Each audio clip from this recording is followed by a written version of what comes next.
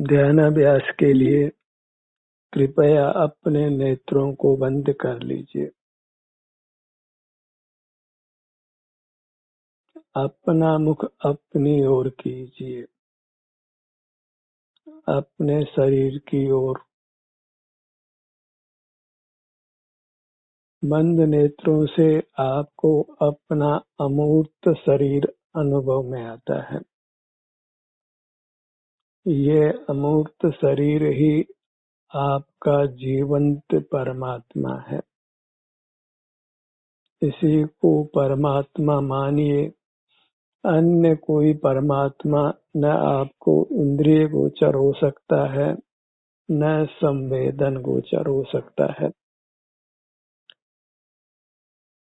प्रायोगिक स्तर पर आपके लिए आपका अपना अमूर्त शरीर ही परमात्मा है।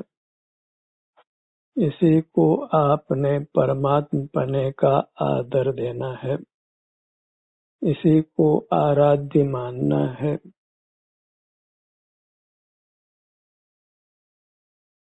ये परमात्मा आपके समक्ष है, आप ही हैं, आपका अमूर्त शरीर ही है जो सदा आपके साथ है। आपको सदा सजग रहना है। जब परमात्मा का संग प्रति समय है, एक सूत भी दूर नहीं है, तो परमात्मा की सन्निधि में आप रहिए, अत्यंत सजग रहिए। और ये परमात्मा वास्तव में आनंद दाता है। इसके समीप रहने पर, इसकी सन्निधि में रहने पर ये आपको अनुपम आनंद देता है, बिना मांगे ही देता है और अनंत दे सकता है, अनंत काल दे सकता है।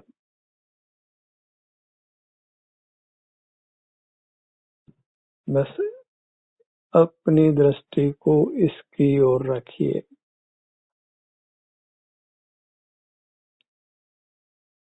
इसके संग रहने से जो शांति का अनुभव होता है, उसको भोग कर संतुष्ट रहिए, तृप्त रहिए, निराकुल रहिए, दुखों से मुक्त रहिए। जीवंत परमात्मा सदा आपके साथ है। आप ही हैं, आपका अमूर्त शरीर ही है जिसका आप नित्य संवेदन कर सकते हैं। बाहर कोई आनंद दाता परमात्मा न आपके ज्ञान गोचर हो सकता है, न संवेदन गोचर हो सकता है।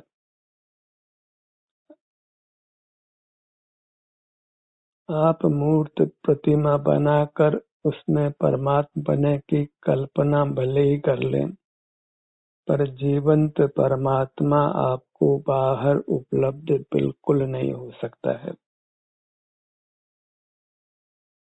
जीवंत परमात्मा, सचेत परमात्मा, वह आपका दिव्य शरीर है।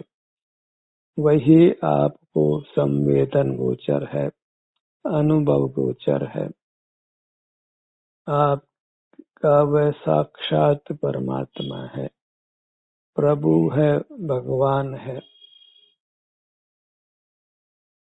ये केवल विकल्प मात्र नहीं है, ये वास्तविक स्थिति है, वस्तु स्थिति है। जीवंत पदार्थ के रूप में आपको अपनी अमूर्त काया ही अनुभव में आती है। अन्य कोई सजीव पदार्थ, संसारी हो या मुक्त हो, न हमारे ज्ञान में आता है, न उसका संवेदन अनुभव ही होता है। परमात्मा की सन्निधि में रहने पर आप बिल्कुल सुरक्षित रहते हैं, दुखों से मुक्त रहते हैं। बस आपको अपने अनुभव गोचर शरीर को परमात्मा मानना है। ये सत्यार्थ है। वास्तव में ये परमात्मा है। यही एक परमात्मा आपको उपलब्ध हो सकता है, आपके अनुभव गोचर हो सकता है। इसके अतिरिक्त तो केवल जड़ पदार्थ ही आपके ज्ञान के विषय बनते हैं। कोई चेतन पदार्थ आपके ज्ञान का विषय नहीं बनता। न संसारी जीव ही न परमात्मा ही। जीवों के साथ बद्ध मूर्त शरीर में ही हम संसारी जीव की या परमात्मा की कल्पना करते हैं, पर इंद्रिय गोचर पदार्थ परमात्मा नहीं है। संवेदन गोचर केवल अपना अमूर्त शरीर है। वही वास्तव में चैत्य है, अकृत्रिम चैत्य है। अकृत्रिम चैत्य को हमने देखा नहीं है, जाना नहीं है। कहीं बाहर में अकृत्रिम चैत्य हो सकते हैं, इसकी अभी अनुभव से परीक्षा भी नहीं कर सकते हैं। और कदाचित ऐसी प्रतिमा हो भी तो उसको उपचार से ही चैत्य या भगवान नाम है, क्योंकि इंद्रिय गोचर पदार्थ में परमात्मपना घटता नहीं है। जो इंद्रिय गोचर है वह जड़ है, उद्गल है, अचेतन है, सुख स्वभाव से शून्य है। फिर भले ही वह अकृत्रिम क्यों न हो, उसमें आप केवल परमात्मपने की कल्पना ही कर सकते हैं। परमात्मपना उसमें बिल्कुल नहीं है। जैसे कल्पना के लड्डू से पेट नहीं भरता, ऐसे ही इस कल्पना रूप परमात्मा से हमको आनंद नहीं मिल सकता है। वास्तविक लड्डू से ही पेट भर सकता है। वास्तविक परमात्मा केवल आपका अमूर्त शरीर है, इकलौता है, दूसरा नहीं है। अनेक की तो कोई बात ही नहीं है। एक भी चेतन परमात्मा आपके ज्ञान गोचर या संवेदन गोचर नहीं होता है, अनुभव गोचर नहीं होता है। उसकी उपलब्धि हमको कदाचित भी नहीं हो सकती है, स्वप्न में भी नहीं हो सकती है। केवल कल्पना लोक में ही आप मान सकते हैं कि मैंने परमात्मा का दर्शन किया, पर जब आप नेत्र बंद कर अपने शरीर का एहसास संवेदन करते हैं तो यह वास्तविक परमात्मा दर्शन है, परमात्मा साक्षात्कार है, जो अपने शांति के संवेदन रूप से उपलब्ध होता है। सिर से पैरों तक यही हमको अतीन्द्रिय सुख शांति अनुभव में आती है। वह कल्पना नहीं है, परमार्थ है। इस शांति को ही भोगना है। ये शांति कर्मों से आपको छुड़ाती है, बांध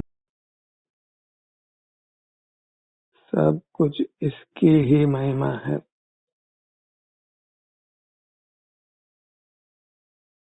बाहर किसी को भी आप श्रेष्ठ मान लीजिए, पर वह चेतन परमात्मा नहीं होगा, आनंद दाता नहीं होगा। उसके लक्ष्य से सुख नहीं मिलने वाला है।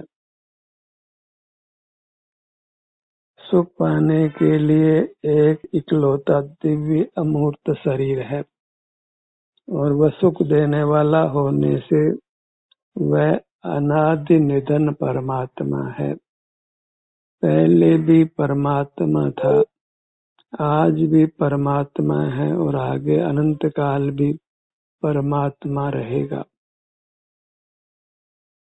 वह कभी भी परमात्मपने का अभाव नहीं करता है। इसी को चेतते हुए रहना है। इसके सन्मुख रहने पर परम शांति का भोग है, परम आनंद का भोग है। फिर अर्थ की आवश्यकता नहीं है, अर्थ से प्राप्य वस्तुओं की आराधना नहीं है। अपने निज विस्तार को दृढ़ता से पकड़ कर रखिए, क्योंकि ये परमात्मा की प्रतिमा है, जीवंत प्रतिमा है, आनंद रूप है, आनंद दाता है। हमने पूर्व में कभी इस अपने अमूर्त शरीर को नमन नहीं किया है। अब यदि सुख की कामना है तो इसको नमन करिए।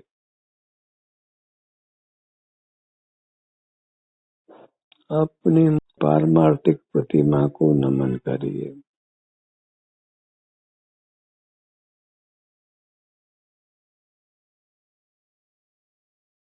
मुद्रा चेतन है, परमात्मा रूप है, दिव्य है, मोक्ष स्वरूप है। मोक्ष अपने सिर से पैरों तक ही है, इसे एक सूत परे नहीं है। इसी मोक्ष में हमने सुख से रहना है, अनंत काल सुख से रहना है। किंचित भी दुख नहीं है, अणुमात्र भी दुख नहीं है, और पूर्ण सुख का भोग है। सुख का लेश भी कम नहीं है।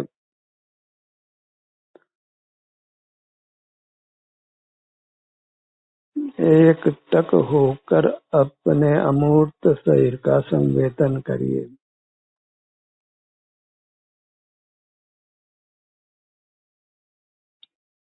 यहाँ से डिविएट नहीं होना है, बहिर्मुख नहीं होना है।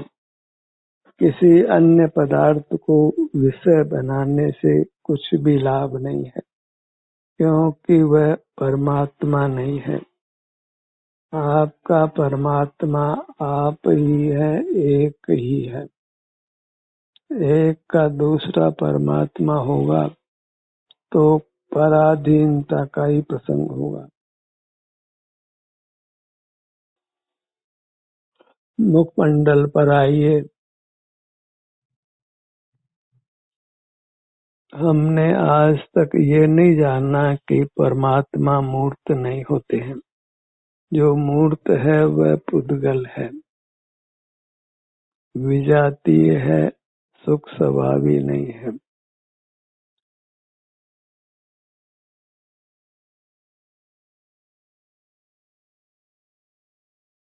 तलाट के बाग पर आइए।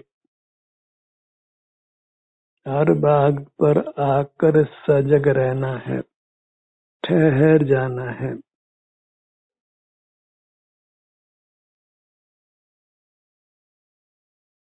क्योंकि अपना हर भाग परमात्मा रूप है, दिव्य है।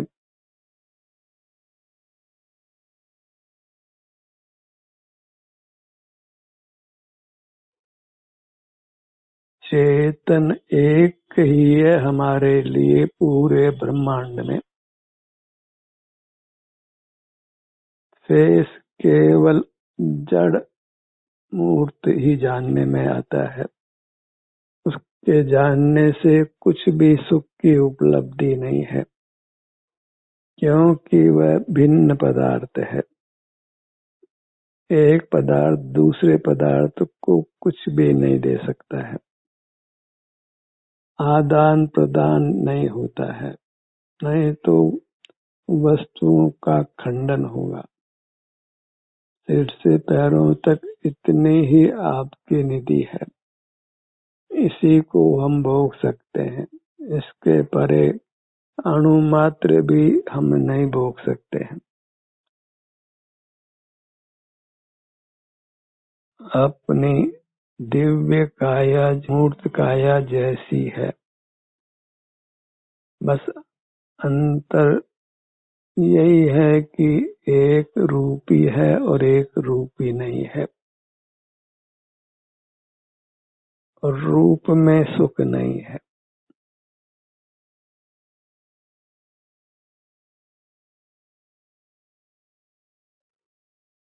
अपने मुखमंडल पर आइए।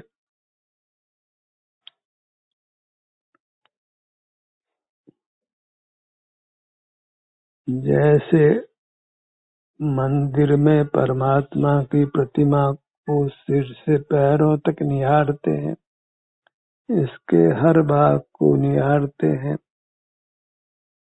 वहाँ ठहरते भी हैं, पर जो मेला हुआ पदार्थ है वह किंचित भी हमारा स्वरूप नहीं है।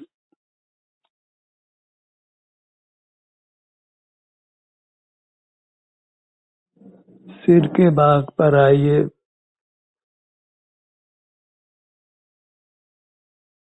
अपने शरीर की ही हमने समय समय पर विराधना की है, इससे विमुख रहना ही इसकी विराधना करना है।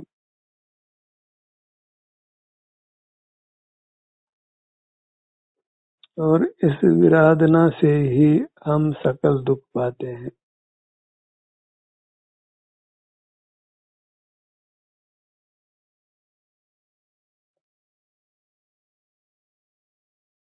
अपनी मूर्त को दृढ़ता से पकड़ कर रखना है, छूट नहीं जावे, नहीं तो संसार समुद्र में डूब कर मरना है।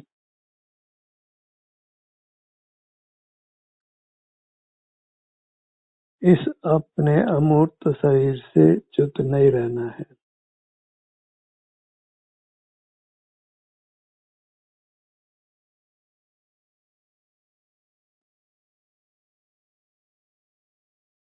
ध्यान को अपने नेत्रों के भाग पर लाइए।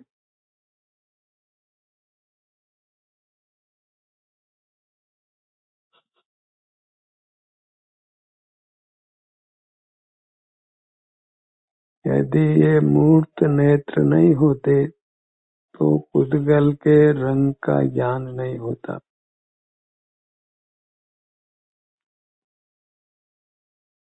तो ये पुद्गल के रंग का ज्ञान करना हमारा वैभाविक परिणाम है।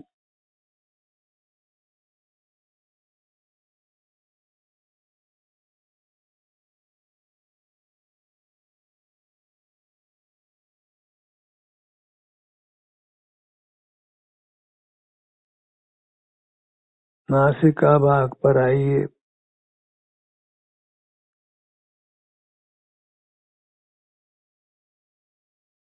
इससे सहज ही अचेतन पदार्थों से हम विमुख होते हैं। अचेतन पदार्थों से ही हम ठगाए गए हैं। इस अचेतन पदार्थ को ही हम प्रतिमा मान लेते हैं, अन्य जीव मान लेते हैं, इसी को भोग्य मान लेते हैं। तो यह सब केवल भ्रमणा है। दो विजातीय पदार्थों में संबंध वह अनादि से विभाव रूप हो रहा है, उस संबंध को ही हमने तोड़ना है और दोनों को आजाद करना है।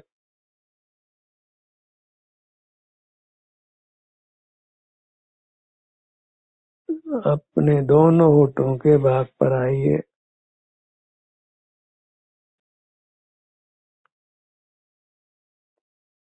हमें साइलेंट रहकर अपना संवेदन करते रहना है, वही उत्कृष्ट ध्यान की स्थिति है। नेत्र बंद कर अनुभव गोचर शरीर का ही हम अनुभव करते हुए रहें।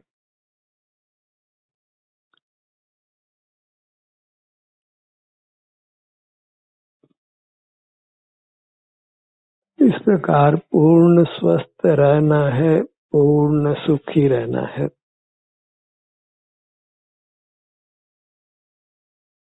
बहुत धनपति अस्वस्थ देखे जाते हैं। धन उनके स्वास्थ्य की रक्षा नहीं कर पाता है और कितने निर्धन स्वस्थ प्राप्त होते हैं।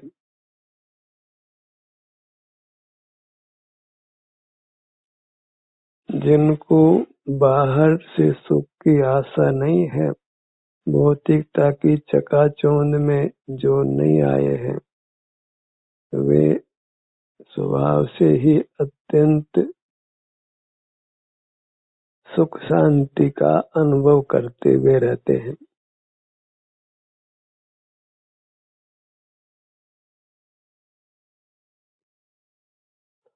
गर्दन का भाग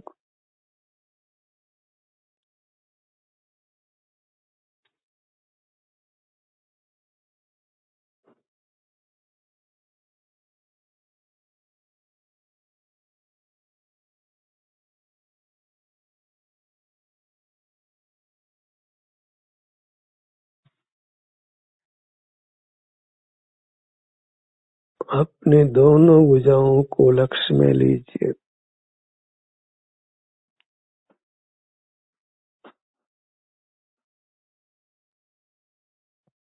जब आप स्वाधीनता से ही अपना संवेदन करने लगते हैं, तो फिर आपको समय की कोई कमी नहीं है।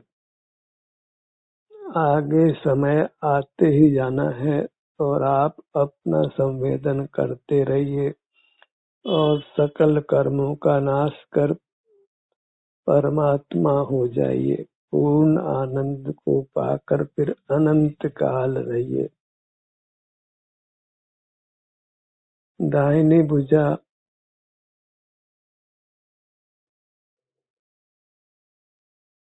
बाईं भुजा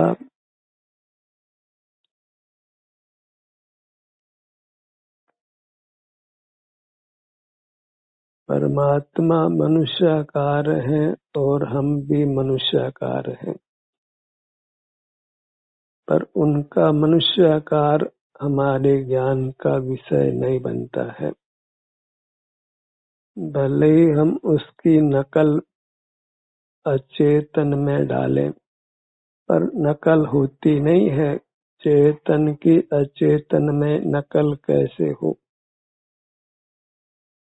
हम चेतन हैं और बाहर जो भी प्रतिमा बनाई जाए वह किसी भी प्रकार से चेतन नहीं हो सकती है।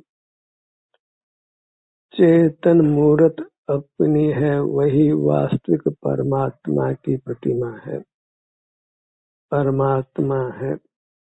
बस हमने इसको परमात्मा का आदर देना है, फिर परमात्मा होने में कोई देर नहीं लगती है।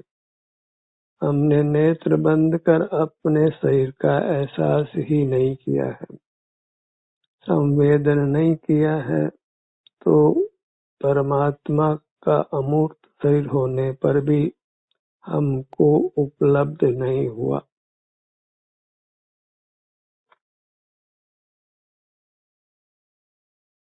सीने का भाग, पेट का भाग जीवंत को जीवंत के साथ ही व्यवहार करना योग्य है और अपने अलावा कोई जीवंत पदार्थ हमारे ज्ञान गोचर नहीं हो सकता है।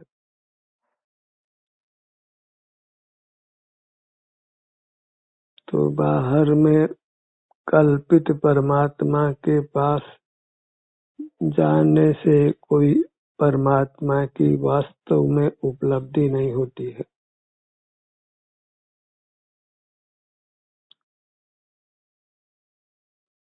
पारमार्थिक परमात्मा आपकी दिव्य मूर्त है।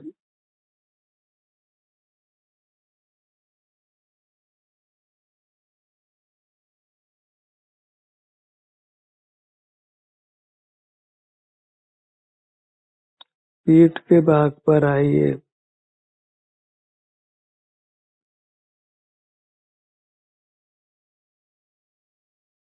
हर भाग को आपने आदर देना है।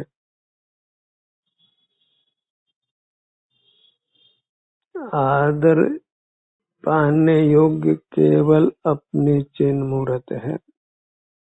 बाहर तो केवल मूर्त पदार्थ ही दिखाई देते हैं जो अचेतन है। दाहिना पैर,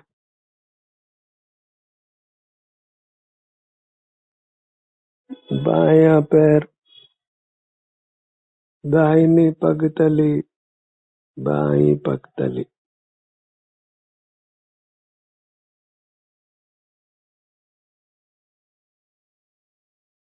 दोनों अमूर्त पैर,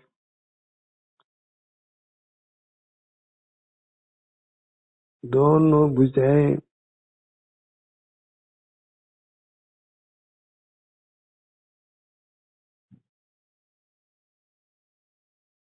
यही आकर जो सुख शांति मिलती है उसी सुख शांति को भोगते रहना है।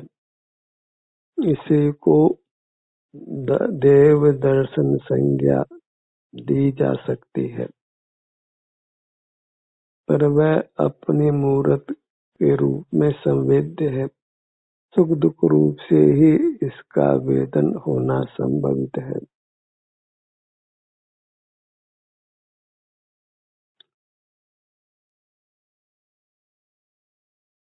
अंतर में विचरण करते हुए रहना है। अपने शरीर के विभिन्न भागों का एहसास करते रहना है।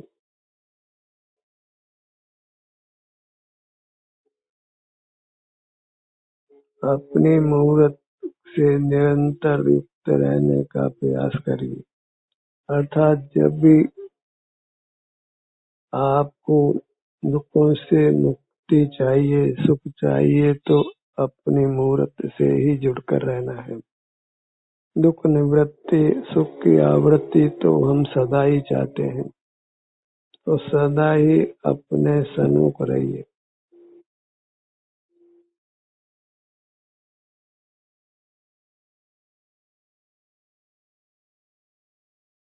ध्यान का सत्र यही समाप्त होता है।